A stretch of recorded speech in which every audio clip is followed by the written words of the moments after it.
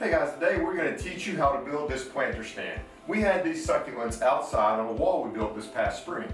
The weather's starting to turn cold and we don't want to leave them out because we want to be able to enjoy them for seasons to come.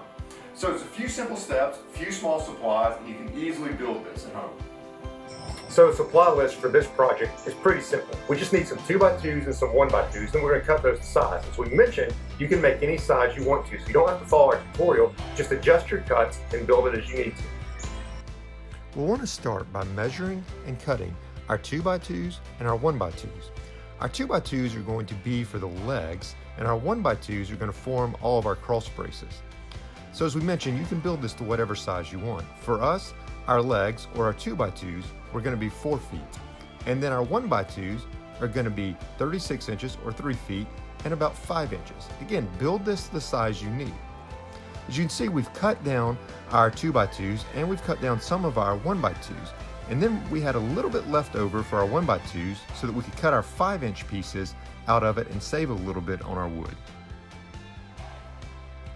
The next step is to simply measure on the legs or your 2x2s where you're going to want to put your cross braces, and then use a carpenter's square to mark across all of them to make sure they're all level and even. Now it's just time to assemble everything.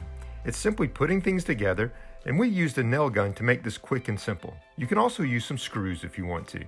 We first started by nailing together some legs with our longer cross braces, and then we'll come back and just simply nail in our smaller 5-inch pieces to connect the two sets of legs.